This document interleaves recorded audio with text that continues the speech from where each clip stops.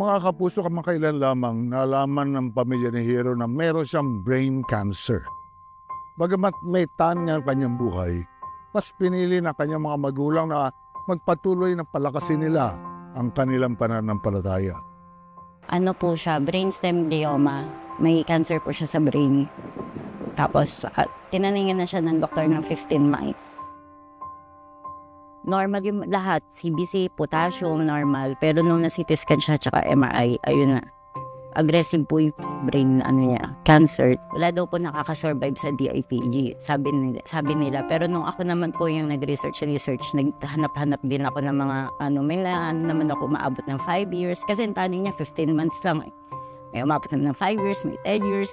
Kaya, ayun. Hindi ako makapaniwala kasi nag-iisang anak ko Kasi nga may nagka-diabetes ako nung pinagbubuntis ko siya. Premature pa din po siya. Lagi siya malunggay. May inom ng pinaglagaan na malunggay, ng mga herbal. Tapos simula nag-solid siya. No, 6 months, hinahalo ko na sa pagkain niya. Kaya hindi ako makapaniwala. Never po nagka-UTI, nagka-dengue. Lahat ng mga sakit ng bata, wala. Ma-hospital siya siguro. 1 to 2 days, okay na. Tapos magkalagnat. Lemon water lang pinainom ko. Walang mga gamot. Ngayon lang siya talaga sobrang dami. Kaya hindi ako paniwala na may cancer. Parang hindi naman yun. Sana nag-dengue na lang siya eh.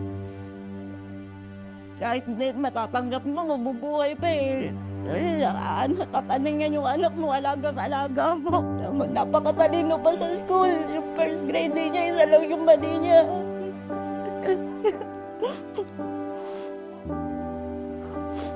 Ngayon, hindi siya mahirap pa inumin ng gamot. Lahat, pati turok, hindi daw siya iiyak. Basta makure lang siya, yun ang pinakaano ko. Gusto niya makure, tapos tataningan siya ng doktor.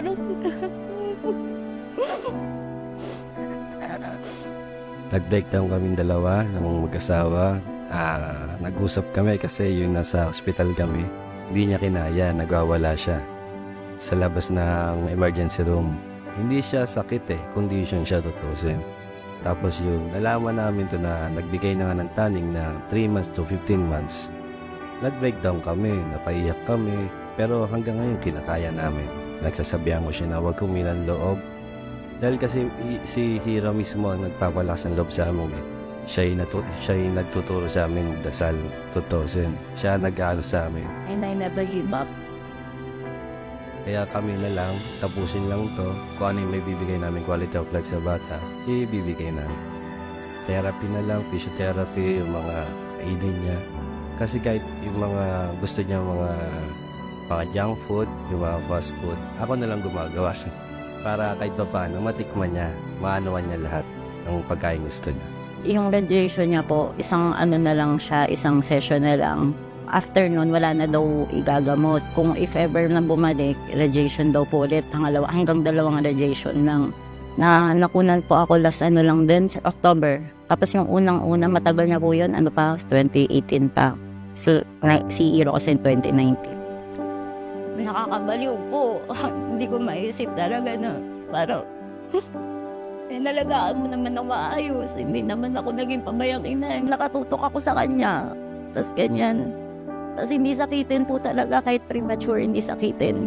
Tusin, mahirap talaga. Pero kailangan namin magtulungan mag-asawa para sa bata. Ay siya rin nagtuturo sa akin memories, mga picture niya. Lagi siya may surprise. Kahit tigsa si kwentang laruan, masaya na siya. Laging surprise. Ayun lang naman yung niya laruan.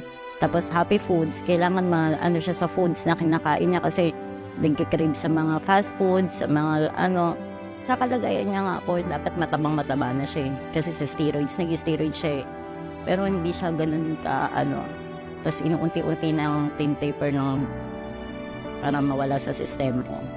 Hindi ko po susupahan yung ko. Candle of joy ko yun Isang anak ko yan Kaya lahat, kahit bubuguin lang ko kaka-English sa taga-ibang bansa. Tatanungin ko kung ano pinapagamot nila sa anak nila. Nung na-hospital nga siya, breakdown na naman ako, hindi ko kinahin na hospital pa. Ayun ang dasal ko sa Diyos. Kung kukunin niya, huwag niya nang pahirapan. Hindi naman deserve ng bata, di ba? Hindi deserve ng anak ko. Okay na ako doon kahit saglit, basta hindi mahirapan. Kaso ngayon, makikita mo malungkot, hindi makagalaw, hindi makalakad. nasa ospital po kami, sabi niya, Nay, don't give up. Naririnig niya ako umiiyak. Hindi ko mapigilan eh. Sabi, wag daw umiyak sa harap ng bata. Hindi ko mapigilan. Siya nagsasabi. Tapos, tuwing ano niya, Nay, when I grow up, I want to be like this. Ganyan. Gusto niya pa daw maging doktor ng bata. Para dun, nakita niya kasi, ang daming bata doon sa PCMC. Hirap na hirap. Pagkapanganak ko pa lang po, warrior na yan. Premature, 8 months. 1 week siya sa NICU. Naka-oxygen. Lumaban siya. Macure lang po, ayun, na-stable man lang, kahit ilang years, kahit di siya makalakad, ako muna yung paa niya, ako kamay niya, basta makasama ko lang siya. Mayakap po ako, mayakap ko pa rin. Balikan. Yun lang gusto namin mag-asawa, matugtungan ang buhay. Ito yung binigay sa atin, hindi ko alam kung pagsubok ng Diyos o ano. Pero kayanin natin, ibigay natin sa bata, quality of life na lang may ibibigay namin. Mananawagan ho kami ng tulong, o financial or dasal sa aming anak na si Hero Brennan. Sana masuportahan pa ang aming anak, may bigyan ng quality of life. Patulungan ko ano yung mga therapy na kahit para sa bata, immunotherapy, holistic, pati kung sakaling ma-sponsor para sa clinical trial ng bata. Maraming salamat. Maraming salamat po, SM Foundation, para sa regalo niyo kay Hero Bread. Hero, na mahal na mahal ka ni Nainay. Gagawin ko lahat para sa'yo. Gagawin namin lahat. Basta huwag ka lang sumuko. Makukure ka din. May stable natin kung ano man yung nasa ulo mo, nasa tumor din sa ulo mo. Huwag ka lang susuko.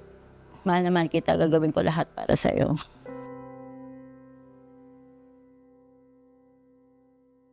Hindi natin kailanman hawak ang oras, ngunit hawak natin ang pagmamahal sa iba. Sa pamilya ni Hero, nagiging liwanag nila ito para sa isa't isa sa gitna ng mga pangamba at takot.